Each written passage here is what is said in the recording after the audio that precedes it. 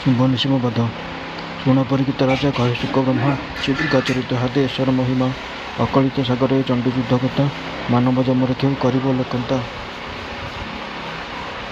पथ निरपाई बसी महिषा निपति आन बारिजा सेना गला क्यों कति विशेष नवीन से एक गुणवती विचार ताहा तुले करी पिरती क्षण के उठे से क्षण के बसई क्षण क्षण सदन बाहर हुई मन उदेवेग देह अस्थिर हुई मलय जवन लगी शरीर जलाई उमंत समय तही पाहिला का राति मिलिला दानव शुंभ निशुंभ गति कामजरी पीड़ितता मन छन्न छन्न समस्या दे न पारे होई विजयहीन देखी ताकू कोल कले से शुंभ निशुंभ किंभूत कारण तोर वीर सहदेव महिषासुर बोइला शुणिमा बा भाई गंडमुंड कहले जे बड़ाई सन्देह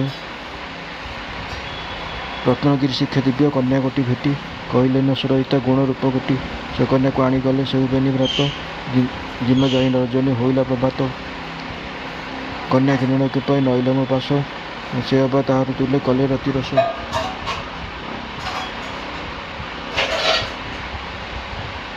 चित्तव देवे मोर मन है भ्रांति क्रोधे गदगद हो निद्रा नहीं रात्रि शुंभ निशुंभ बोइले हेलो राजा बाई परस्त्री लोभे बहु दुख जे मिलाई तुझे चक्रवर्ती राजा अटु महाबाहु स्त्री छार मात्र अधैर्य हो विजय कर स्वामी तुम्हें अंतपुर स्थाने आंबे देखी जाई किना से उद्यान बने महिषा को बाहुड़ाई तहु बेनी जण चलिले एकांते तुले नहीं थाट सैन्य मंदरगिरी पराय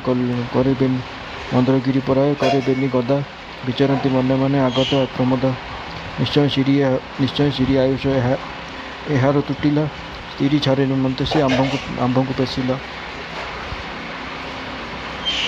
कल कि आंभ को यही कथा बड़ लाज निश्चय असुर बातुला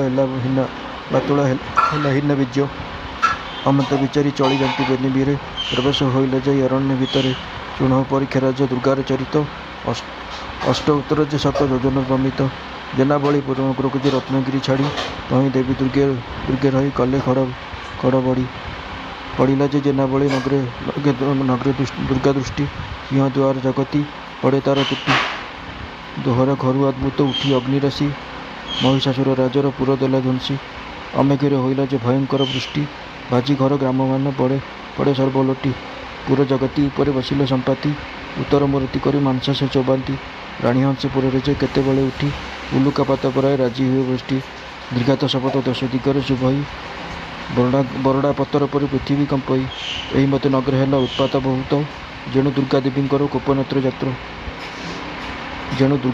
कोपनेत्र जात कोपनेत्रपात विकटाल भेरंडा जे बुले नगर बेड़ी संचित धन मान को केहू देले काढ़ी अभूत सैन्य पड़िले चंडमुंड तुले शुंभ निशुंभ जे चिन्ह न पाइले चिन्ह न पाइले देखती वन गहन समस्त अपूर्व बासंती कोमल मन तही सर्वजीव गंधा मदई घेनी मलय अनिल बा क्या न देखिले दैत्य महाबल चलती से निबिड़ समस्त उपेक्षी देखिले बसीचे कन्या एक शशिमुखी रूपक जे पटांतर दिनीपुरे नहीं रत्नगिरी शिक्षा विजय देवी महामाई आश्चर्य शुंभ निशुंभ कन्या मुख चाही देखिले सखा सदर पासे कि नहीं पुनः परीक्षा मन भय कर तेज धातिकार पर्वत उठिले तनुज देखिले पृथ्वी किसा स्त्री रत्नकांति अलंकार परी चाही विजय वीर हेले शांति महाविश्वरूप माता प्रकाशना थिले वीरमूर्ति छाड़ी शांत मूर्ति से होइले जीर्ण वस्त्र परिधान हेट मुख बाड़ी पुंस दर्प विध्वंसने चाही मुख तोड़ी मौनावती होइना नदियंतु संभाष असुर कोले अटंती माता कालाबास शुंभ निशुंभ जे तांको पचारती बाणी के भुवन आगत कह महात्माणी दुर्गा बोइले अहमु परंगीरकुली आदि जन्मस्थान मोर अटे मेरुस्थली कर्मर विपाकी मोर नाही गृहवास तेणु वनगामी हेली कोइले निराश व्याघ्र भालु रक्ष मत रक्षन्तु बोलुण जीवन नहीं आसी मुझे पशिली अरण्य पितामाता देखी नहीं मुहि मंद भागी तेणे असहीन मुहि नुहे क्या लगी तहु सदीर शुंभ निशुंभ बोइले तुम्हार ताही चंडमुंड जे अइले ताहांकर तुल्य तुमे नगल कि एत बड़ राजा को कि भंडीबा जोगाई से दुर्गा बोइले मिथ्या ठारू पाप नहीं सत्यको सागर सिना नलंगई मही महिषासुर जेबे मते कार्य महिषासुर जेबे मोरे कार्य था ସୈନ୍ୟବଳ ଘେନି ରାଜା ଆପଣେ ଆସନ୍ତା ମୁକିବାଜି ବି ହେ ପର ଦେଖଣ ପର ପୋଷଣର ଯୋଗୀ ଗୁଣ ରୂପ ଦେଖିକରି କୁହତା ଆଗେ ଦୁର୍ଗା ବୋଇଲେ ନ ଜାଣେ ଦୁର୍ଗା ବୋଇଲେ ନ ଜାଣେ ତାଙ୍କର ମୁଁ ନାମ ଆସି କରି ଲଙ୍ଗିଲେ ସେ ମୋର ସର୍ବଧର୍ମ କେଶ ଧରିବାକୁ ମୋର ବଢ଼ାଇଲେ କର ଅଦ୍ଭୁତ ପ୍ରାଣ ଛାଡ଼ିଲେ ସେ ନିବିର ଶୁଣ ହେ ବୀର ଦୁଇ ଆମ୍ଭର ଭାରତୀ ଧର୍ମ ଲଙ୍ଘିଲେ ଜୀବନ ଛାଡ଼ାଇ ଚଡ଼ତି ତୁମେ ଧାର୍ମିକ ପ୍ରାୟ ଦେଖାଯାଏ ମୋତେ ମୁହିଁ ଅଭାଗିନୀ ନାରୀ ପଡ଼ିଅଛି ଏତେ ଶୁଣି ସେ ବୋଇଲେ ଆମ୍ଭ କର୍ମ ବଡ଼ ଭାଗ୍ୟ ତୋହର ବିଚାର ଯେବେ ହେଲୁ ବଡ଼ ଯୋଗ୍ୟ ଦୁର୍ଗା ବୋଇଲେ କହଇ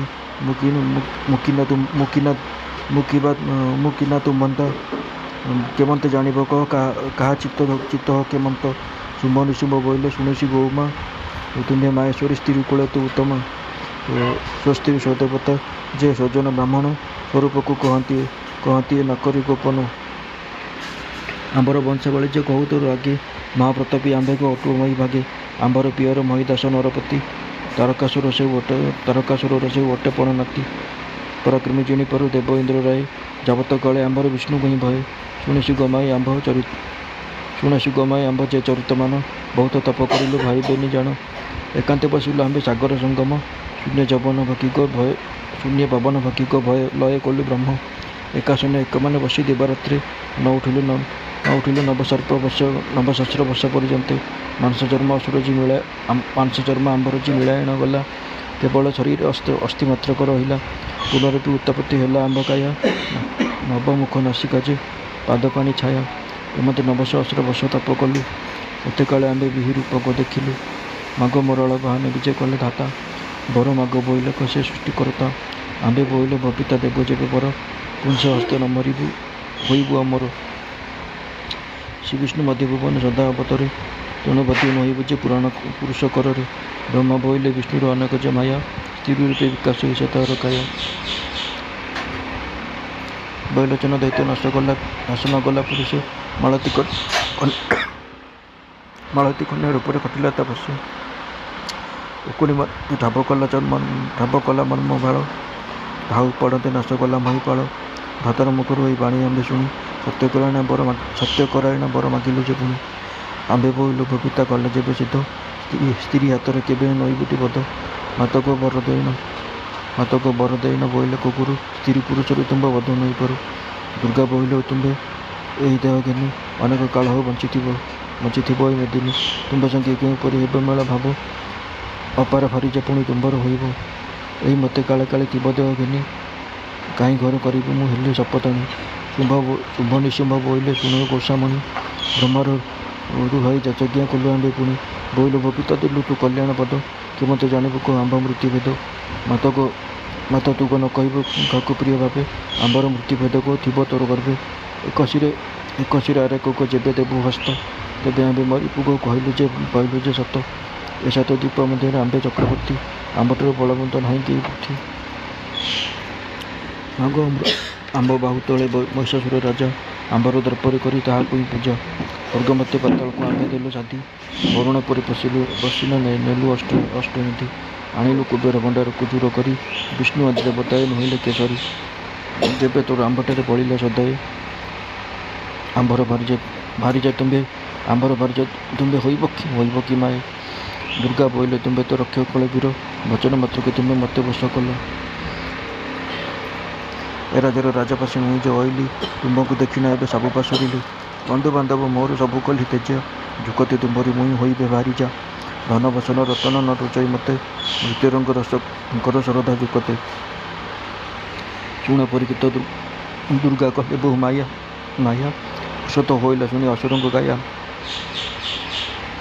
ସାନନ୍ଦ ମନେ ବୋଲନ୍ତି ସେ ଶୁମ୍ଭ ନିଶୁମ୍ଭ 21 ମୂଚନା ପଞ୍ଚ ତାଳ ଜାଣୁ ସର୍ବ ଭର ହର ଆଦି ନୃତ୍ୟ ତାଣ୍ଡବ ଯେ କରୁ ନୃତ୍ୟର ତୋଷ କଲୁ ଜଗତର ପୁରୁ ଦୁର୍ଗା ବୋଇଲେ ତୁମ୍ଭେ ତ ସବୁ କହୁଅଛ ତାଣ୍ଡବ ନୃତ୍ୟ କରହ ଦେଖିବା ପ୍ରତ୍ୟକ୍ଷ ମଦନ ଜଳେ ବୁଡ଼ିନେ ଚନ୍ତି ବେନିଭିରେ ଚିହ୍ନି ନ ପାରିଲେ ପରାପର ଯେ ଅସୁରେ ଗୋପ କରି କହନ୍ତେ ଯଦି ବି ଗୋସାମଣି ଦୁହିଁକି ରୁଚଉ ସୁଦର୍ଶବାଣୀ ବିଶେଷ ଏକାନ୍ତ ବନ ନାହିଁ ଆନ ମେଳେ ନୃତ୍ୟ ଆରମ୍ଭ ସେ ବୀରେ କଲେ କୁତୁହଳେ ଓଙ୍କାରନ୍ତି ପିକସ୍ୱର ପରାୟ ମଧୁର ଗାବନ୍ତି ଯେ ଗୀତମାନ ଅତି ମନୋହର।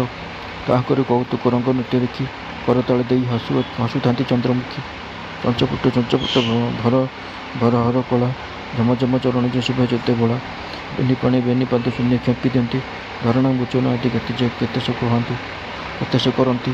ଧୁଆ ମୋଟା ଚେନ୍ଦୁ ଖେପା ବହୁ ପରିତାଳ ଝପ ପ୍ରବନ୍ଧନୀ ସାରି ଏକତାଳ। ଶୃଙ୍ଗାର ବୀର କରୁଣାଭୂତ ହାସ୍ୟ ଭୟ ଇତ୍ୟାଦି ନୃତ୍ୟକୁ ଦେଖି ହସି ମହାମାୟା ତାଙ୍କ ହାସ୍ୟ ଚାହିଁ ନୃତ୍ୟ ଦ୍ୱିଗୁଣ କରନ୍ତି।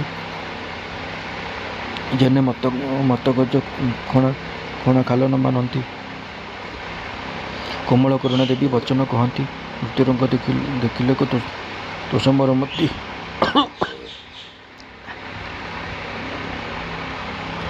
ସୁବେଳେ ଭେଟ ଯେ ମୁହିଁ ପାଇଲେ ତୁମଙ୍କୁ ତୁମନ୍ତ କରୁଣା ତୁମ୍ଭେ ଜାଣ ନୃତ୍ୟ ଗୀତ। ତୁମ୍ଭେ ଯେ ଆଜୁ ମୋର ହେଲ ପ୍ରାଣନାଥ ଗୃହ ବାସ କରିବି ମୁଁ ତୁମ୍ଭର ସହିତ। ସମସ୍ତ ନୃତ୍ୟ ଗୀତ ମୁଁ ଦେଖିଲି ତୁମ୍ଭର ଏ ନୃତ୍ୟ ଛାଡ଼ି ବିଚିତ୍ର ନୃତ୍ୟ ଏବେ କର। ଦୁର୍ଗାଙ୍କ ବାକି ଉଲଟ କରିଲେ ସେ କଟି ତଳକୁ ମୁଣ୍ଡ କରୁଣା ନୃତ୍ୟର ସେ କଟି। ଚାହିଁ ଦେବୀ କର ତାଳି ଦେଇ ନ ହସିଲେ ପୁଣି ସଧୀର କରୁଣେ ଏମନ୍ତ ବୋଇଲେ। ଆରୟଣ ମୂର୍ଚ୍ଛନା ହଉ ଦେଖିବା ତୁମ୍ଭର ଏକ କର ଦିଅ ନେଇ ଆଉ ଏକ କର ଦିଅ ନେଇ ଆର କର ଶିର। ଏପରିକି ପୂର୍ବେ ବ୍ରହ୍ମା ଦେଇଛନ୍ତି ବର କାମେ ଅନ୍ଧ ହୋଇ ତାହା ଭୁଲିଲେ ଅସୁର। ସେ ଦୁର୍ଗା ବାଣୀ ଶୁଣି ସେ ଅନେକ ଉଷତ ଏକ ଶିରେ ଆରେକ ଯେ ଦେଲା ନେଇ ହସ୍ତ। ହର ରଙ୍ଗେ ବାରନ୍ତି ଯେ କରେ କରତାଳି ପ୍ରଳୟ ଅଗ୍ନି ପ୍ରାୟ ବେନି ଉଠିଲେ ଏକ ଜଳି।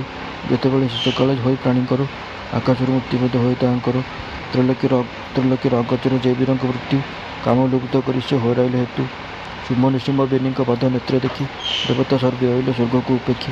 ଦୁର୍ଗାଙ୍କର ସନ୍ନିଧିରେ ପ୍ରବେଶିଲେ ଯାଇ ଯେ ଯାହାର ଅନୁରୂପେ କହନ୍ତି ବିନୟୀ। ଏବେ ମାଗ ଫିଟିଗଲା ସ୍ୱର୍ଗପୁର ବାଟ ସୁଖୀ ଆକାଶେ ବସିବେ ଇନ୍ଦ୍ର ବାନ୍ଧି ପାଟ। ମାଗ ତୋର ପ୍ରସାଦେ ପାଇବୁ ସଦ୍ଗତି ତୁଇ ଯେ ତ୍ରିଲୋକରେ ଫେରିବୁ ଦୁର୍ଗତି।